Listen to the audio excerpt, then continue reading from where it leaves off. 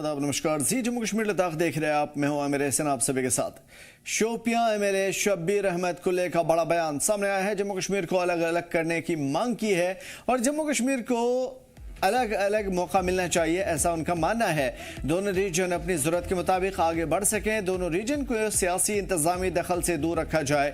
शोपियां के एमएलए हैं एडवोकेट शब्बीर अहमद कुल्ले। उन्होंने कहा है कि ये जम्मू कश्मीर के अलग अलग रास्ते उनके लिए बेहतर होंगे। उन्हें यानी कि जम्मू को अलग और कश्मीर को अलग अपनाने का, अलग अलग रास्ते बनाने का हक है। उन्होंने कहा कि दोनों इलाकों को अपनी अपनी जिंदगी और तरजीहात के मुताबिक आगे बढ़ने का मौका मिलना चाहिए।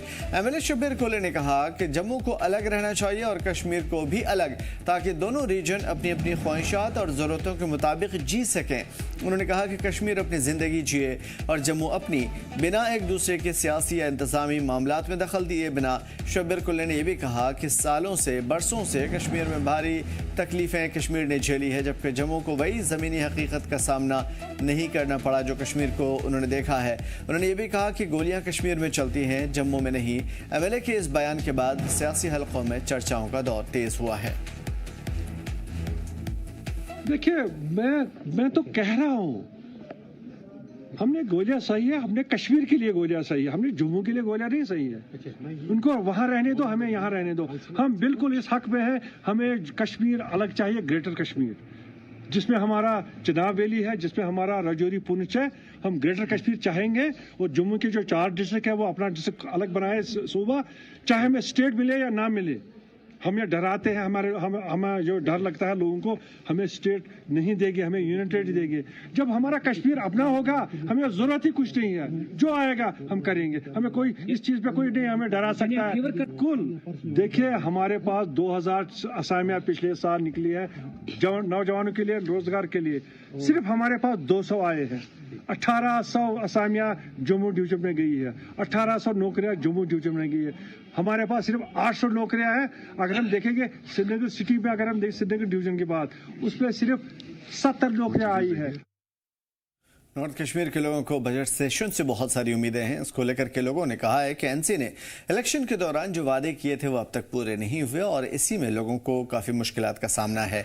लोगों ने कहा है कि सज्जाद गनी लोन और वहीद रहमान पर समेत दीगर अपोजिशन लीडरान पर भरोसा है कि वो सरकार के सामने मुद्दे रखेंगे ताकि आवाम के मुद्दे सरकार तक पहुँचें और पूरे हों। जैसा कि आप भी जानते हैं, सब जानते हैं, लोग काफ़ी परेशान हैं, नाला है सरकार से, क्योंकि अभी तक इस सरकार की तरफ से जो वादे किए गए थे वो पूरे नहीं हुए। लेकिन जब भी असम्बली का सेशन होता है तो लोगों की उम्मीदें होती हैं कि शायद कोई बिल लाई जाएगी असम्बली के अंदर, या जैसे डेली वेजर्स का मसला होता है, कैजुअल लेबर्स का मसला होता है, या जो बिजली फी पेंडेंसी होती है, या लोन जैसे KCC लोन्स हैं, उनके हवाले से लोगों को उम्मीदें होती है शायद आज अपोजिशन हमारी बिल लाएगी या अपोजिशन हमारी बात करेगी असम्बली के अंदर, वो गवर्नमेंट से इश्यूज़ को टेकअप करेंगे। ऐसे ही उम्मीद करते हैं कि आने वाले सेशन जो होगा वो जम्मू कश्मीर के लोगों के लिए एक फ़ायदेमंद सेशन होगा। जो हमारे रिप्रेजेंटेटिव्स हैं, इलेक्टेड रिप्रेजेंटेटिव्स हैं, शायद लोगों को लग रहा है कि वो हमारी बात करेंगे। हर कॉन्स्टिट्यूएंसी के लोगों को लगता है कि हमारे जो रिप्रेजेंटेटिव वो हमारी बात करेंगे। तो इसी उम्मीद से हम भी हैं कि शायद जो आने वाला सेशन होगा उसमें लोगों की बहबूदी, लोगों की डेवलपमेंट, तामीर और तरक्की, जम्मू कश्मीर के तामीर और तरक्की के हवाले से बात होगी।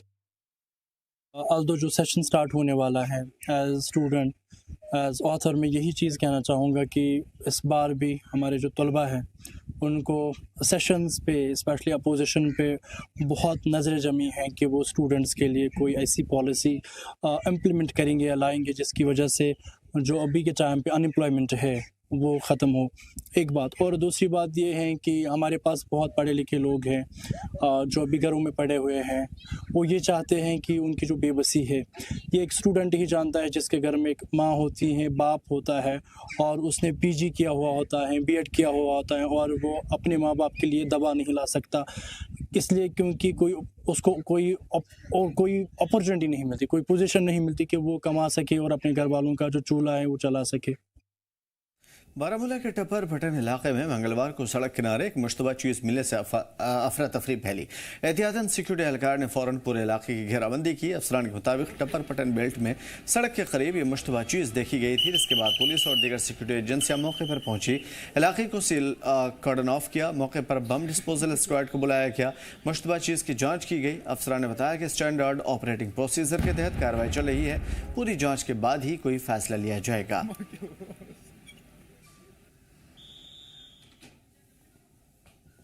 दूर दराज के इलाकों में इंफ्रास्ट्रक्चर को बेहतर बनाने और सस्टेनेबल डेवलपमेंट को बढ़ावा देने के लिए असम राइफल्स हमेशा कोशिश करती रही और इसी कड़ी में 9 सेक्टर आरआर की देखरेख में ऑपरेशन सद्भावना 2025-26 के तहत डोडा जिले के तसनाल और धारा गांव के लोगों को सोलर स्ट्रीट लाइट बांटी गई।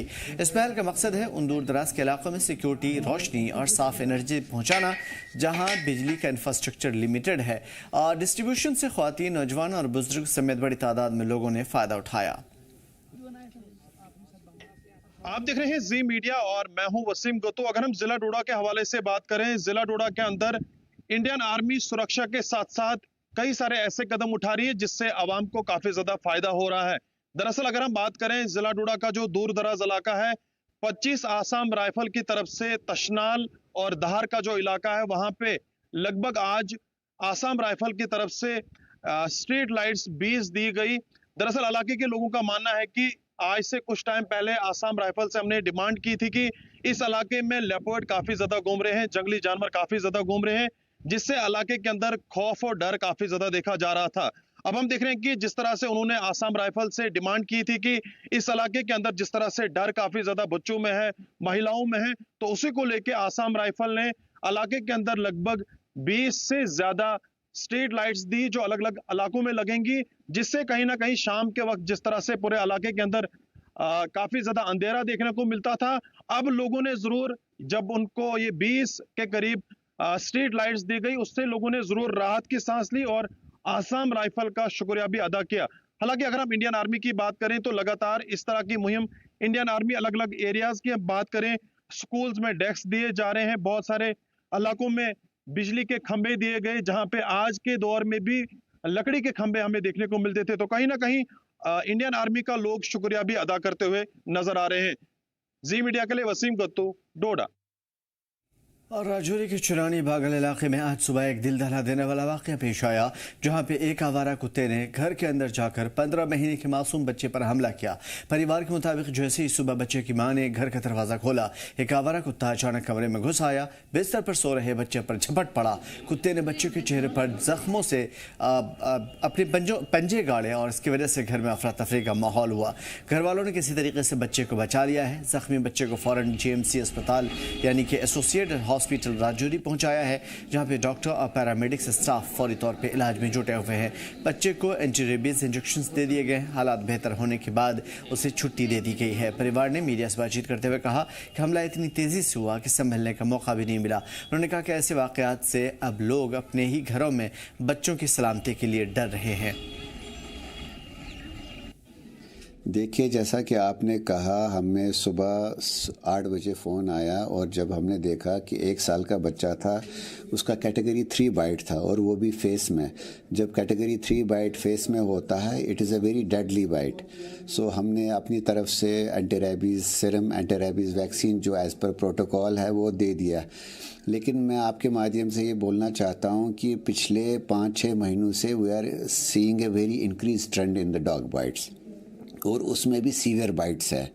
हमारे जो डेली अगर हमारा आंकड़ा देखें, डेली हम 10 से 15 से 16-20 पेशेंट्स ऐसे देखते हैं जो न्यू केसेस होते हैं, और उनमें से भी न्यू केसेस में से भी 90% होते हैं जो ग्रेड 3 सीवियर बाइट्स होते हैं। सीवियर बाइट्स वो होते हैं कि जिनको क्लास 3 कैटेगरी में हम क्लासीफाई करते हैं, जिनको हमें सीरम देना पड़ता है, वैक्सीन देना पड़ता है, और जिनके चांसेस रेबीज़ होने के ज़्यादा होते हैं। सुबह बच्चे सोए हुए थे सारे और एकदम दरवाज़ा खुला, जैसे खोला था कुत्ता एकदम आ गया अंदर और बच्चे को काट लिया। कितनी उम्र है बच्चे की? 15 महीने। कितना कहाँ पे खाया बच्चे? जी, कहाँ पे काटा बच्चे? फेस पे काटा बस, और बाकी नहीं काटा। बाकी शोर मचाया, मच गया तो उसमें भाग गया कुत्ता। कितनी चोटें आई हैं? जी बच्चे को कितनी लगी है? ये इसके दांत के पास लगी है, नाक के पे लगी है, आँख के पास लगी है, ये कट लगे सब। प्रशासन से क्या कहना चाहोगे? प्रशासन से यही कहते हैं कि भाई आप इस पर कंट्रोल करें, जहाँ तक हो सकता है। एडमिनिस्ट्रेशन से भी यही मांग है, डिप्टी कमिश्नर साहब से भी है और SSP साहब से भी है कि ये इस पर कुछ ना कुछ कंट्रोल किया जाए। जो हमारा कुत्ते आते हैं इनके पर कंट्रोल किया जाए। जी बच्चा मेरा है। बेसिकली हम सुबह सोए हुए थे, 7 बजे का टाइम था, तो मैडम ने जैसे दरवाज़ा खोला तो एकदम अंदर से बाहर से कुत्ता आ गया। तो उसने जाके छोटे मेरे का मतलब मुंह ओपन था बिल्कुल, तो उसके ऊपर आके अटैक किया उसने। पूरा मुंह काट गया, उसके दांत अंदर जाके आँख के पास ये वो। तो मैंने उसको बचाने की कोशिश की। जब कुत्ते को मैंने उठा के नीचे फेंका तो उसको बचाने की कोशिश की, तो उसको मुझे भी काटा है उसने, 3-4 जगह मुझे भी काटा है। तो फिर मैं कुत्ते को बैठा रहा, बच्चे को पूरा ब्लड आ रहा था, पूरा फेस उसका ख़राब हो गया था। तो फिर आगे पीछे से सारे इकट्ठे हो गए, फिर उन्होंने उस कुत्ते को जैसे भी भगाया, वहाँ से भगाया तो फिर जाके छोटे को हॉस्पिटल लेके आए। तो हॉस्पिटल में तकरीबन ठीक रहा, क्योंकि 7 बजे तो सुबह यहाँ पे स्टाफ इतना होता नहीं है। फिर भी हॉस्पिटल वालों ने पूरा कोऑपरेट किया हमारे साथ जितना हो सकता था। अभी उसका स्टिचेस वगैरह भी हुए हैं, तो आइज़ भी इसकी चेक कराई है, दांत भी चेक कराए हैं कि दांत भी टूट गया है इसका, दांत भी चेक कराया है। तो हम और तो कुछ कर नहीं सकते, यही कहेंगे कि एडमिनिस्ट्रेशन को चाहिए कि इनके ऊपर थोड़ा बहुत कंट्रोल करे। राजौरी में 15 महीने के एक बच्चे को आवारा कुत्ते ने अपना शिकार बनाया।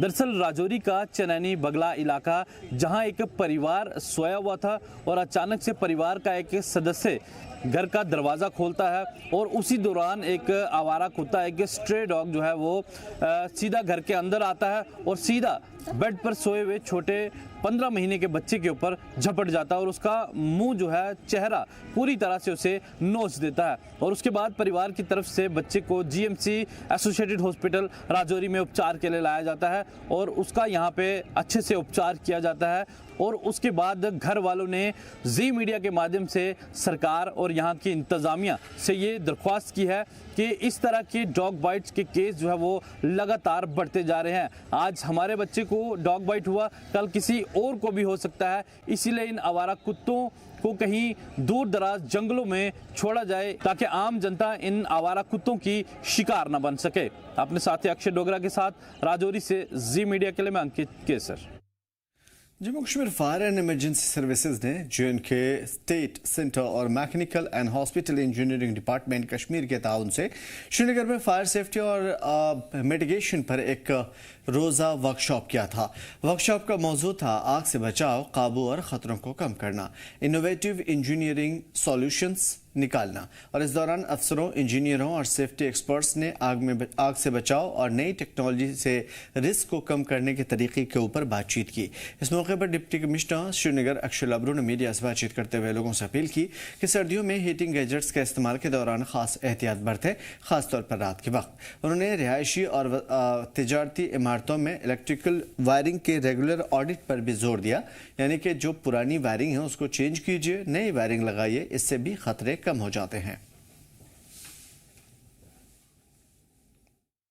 हमारे ज़िले में, हमारे शहर में आप सब जानते हैं कि फायर के लिहाज से कोई ना कोई इंसिडेंट रिपीटेडली हो रहा है और पीरियोडिकली आपसे जब भी मेरी बात होती है, आपके थ्रू मेरी ये दरख्वास्त रहती है सारे लोगों से, हमारे ज़िले के, श्रीनगर के, कि काइंडली फायर सेफ्टी के लिहाज से जो इस्टेब्लिश प्रोटोकॉल्स हैं उनको फॉलो करने की कोशिश करें। मैं फिर एक बार आपके ज़रिए दरख्वास्त करता हूँ, अपने घर के इलेक्ट्रिकल अप्लायंसेस का सेफ्टी फायर ऑडिट ज़रूर करा लें कि क्या वो उतना लोड ले सकते हैं जितना लोड आप इस्तेमाल कर रहे हैं।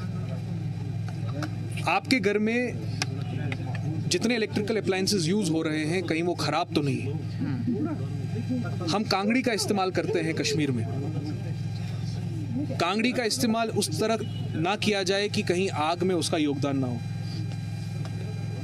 शाम को सोते हुए रज़ाई में रख दिया, नींद लग गई, उससे आग लग गई, रज़ाई में भी आग लगी, पर्दों में लग गई और घर जो है वो जलने की कगार पे। इन चीज़ों का हम लोगों को सबको फॉलो करने की ज़रूरत है। सांबा जिले के थाना पूर मंडल के तहत आने वाले राजौली गांव के एक खड्ड में जहाज के आकार में एक पाकिस्तानी गुब्बारा मिला था। सफ़ेद और लाल रंग का ये बैलून है जिसके ऊपर PIA लिखा हुआ है और इसे उर्दू में भी PIA लिखा हुआ है। गुब्बारे को सबसे पहले एक director general of veterinary medicine doctors ने देखा था और उसके बाद थाना पुर मंडल को खबर दी गई। पुलिस ने गुब्बारे को अपने कब्जे में लेकर के जांच शुरू कर दी है। इलाके में सनसनी पैदा हुई थी, लेकिन उसे फौरी तौर पर खत्म कर दिया गया।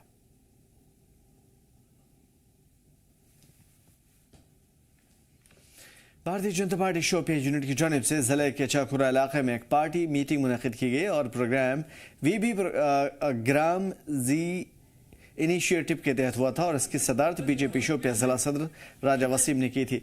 इस मौके पर राजा वसीम ने जैनापुरा के 9 तकर्रुर असेंबली सदर सब्जार अहमद को मुबारकबाद पेश की। मीटिंग में बड़ी तादाद में पार्टी वर्कर्स और लोकल लीडरान मौजूद रहे।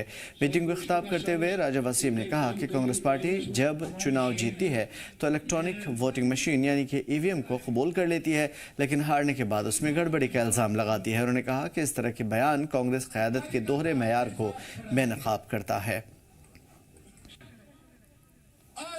विकसित भारत, गारंटी फॉर रोजगार एंड आजीविका मिशन ग्रामीण, आज इस सिलसिले में यहाँ पर एक सम्मेलन हुआ था जिसमें लोगों को बताया जा रहा था कि ये जो वीबी GRAMG जो स्कीम है इसमें यहाँ के लोगों को क्या क्या फायदे मिलेंगे। कांग्रेस देश में नहीं है तो शोपियान में कहाँ हो सकता है। आप खुद भी जानते हैं कांग्रेस तो है ही नहीं, कहीं उनके पास है ही नहीं कोई मुद्दा कि वो अपोजिशन करे। उनका बस एक ही मिशन है, जहाँ पर वो इलेक्शन जीतते हैं वहाँ पर जो मशीन्स होती है वो सही होती है और जहाँ पर वो इलेक्शन हारते हैं तो वहाँ पर गड़बड़ होती है, वहाँ पर वोट चोरी होती है। जहाँ पर वो जीतते हैं वहाँ वोट चोरी नहीं होती है। देखिए कांग्रेस, आदरणीय देश के प्रधानमंत्री नरेंद्र मोदी जी ने कहा है कि कांग्रेस मुक्त भारत, आज कांग्रेस मुक्त भारत है। बरसात के मौसम में कठवा के उज दरिया में आने वाले जबरदस्त सैलाब की हीरानगर असेंबली हलके में कई गांव वर्षों से मुतासिर रहे।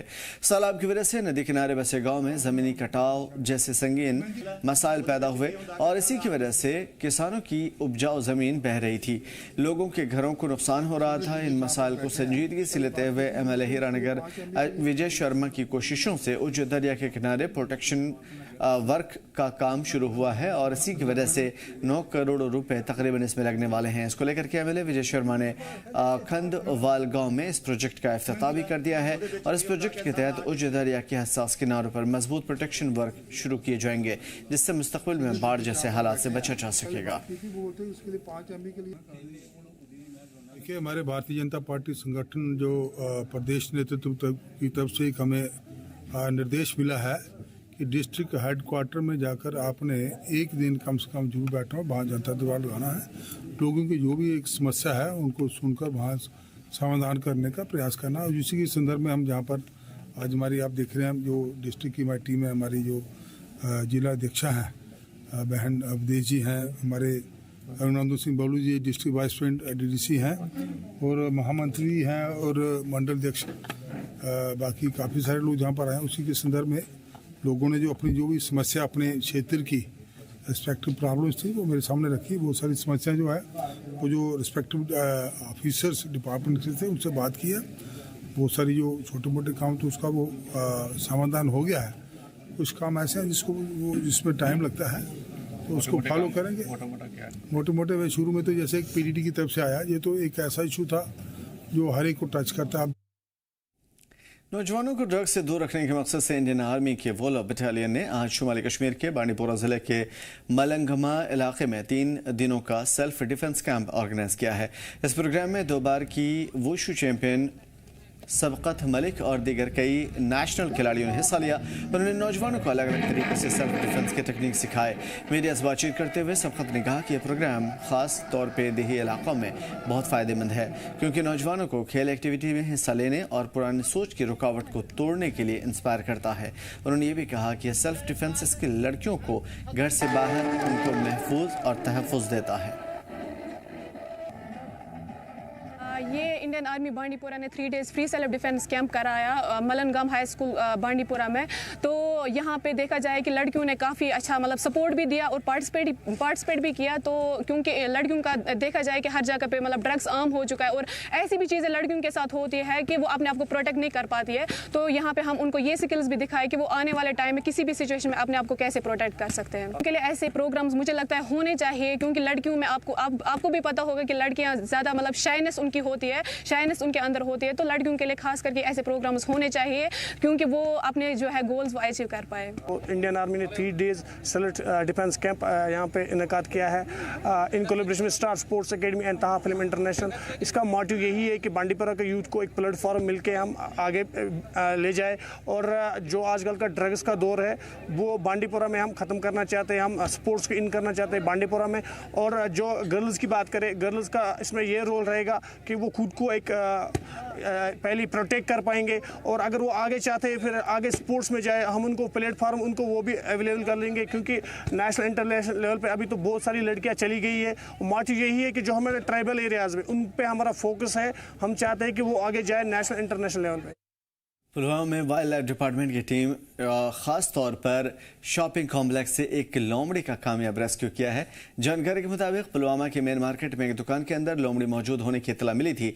वाइल्ड लाइफ डिपार्टमेंट ने फौरी तौर पर एक्शन लिया और उसके बाद मौके पर पहुंची लोमड़ी का रेस्क्यू किया। और इंचार्ज मुदस्सिर अहमद ने बताया कि लोमड़ी को आला अफसरान की इजाज़त के बाद उसकी कुदरती माहौल में छोड़ दिया जाएगा। उन्होंने लोगों से अपील की है कि अगर इस तरह की जंगली जानवर दिखें तो उसे नुकसान न पहुँचाएँ या किसी भी तरीके से खौफ न खाएँ, बल्कि फौरी तौर पर वाइल्ड लाइफ डिपार्टमेंट को बताएं। कॉमन फॉक्स है जो यहाँ मतलब लोकली भी होता है। अनफॉर्चुनेटली ये वहाँ मार्केट के बिल्कुल मार्केट में हमने इसको पकड़ा है। चिनार कॉम्प्लेक्स में एक दुकान में घुस गया था तो लेकिन हमें कॉल मिली थी, हमें विद इन एंड और हमने इसको रेस्क्यू कर लिया। लेकिन कोई डरने की बात नहीं है, कोई प्रॉब्लम नहीं है।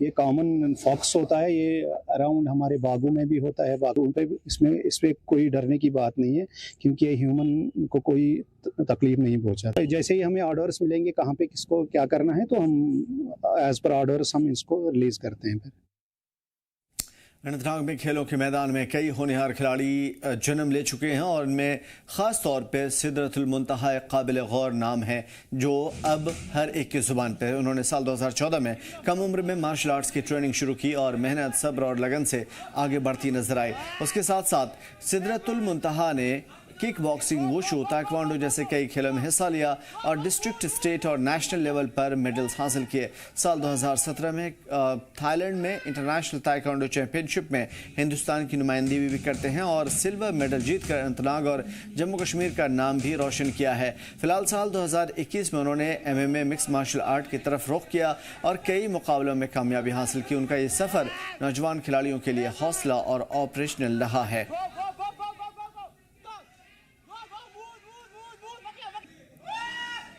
और मैंने अपना करियर मार्शल आर्ट्स में 2014 में स्टार्ट किया और 2014 में मैंने पहले ट्रेनिंग ली 1 साल की। उसके बाद मैंने डिस्ट्रिक्ट में पार्टिसिपेट किया, फिर डिस्ट्रिक्ट में खेल के मैंने गोल्ड लाया, फिर ऐसी स्टेट के लिए, फिर आगे जाके नेशनल के लिए ट्रायल्स दी, फिर नेशनल में गया और फिर मैंने 2017 में मैंने ओपन इंटरनेशनल खेला टाइकोंडो में।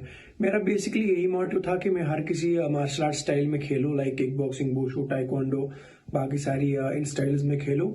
और मेरा जो अल्टीमेट फोकस था वो MMA में जाना था, because MMA is mixed martial art जिसमें हर किसी स्टाइल का आपको यूज करना होता है उसमें। तो मेरा हाल ही में मेरा दिल्ली में मेडल आया इंडियन फाइटिंग चैंपियनशिप में, जो दूसरी लीग हुई थी वहां पे, उसमें मेरा गोल्ड आया। ये मेरी 6th-छठी एमेच्योर फाइट थी मेरी और इंशाल्लाह अभी मेरी प्रिपरेशन रहेगी 2-3 एमेच्योर फाइट्स और खेलूं और उसके बाद अपना प्रोफेशनल करियर स्टार्ट करूं।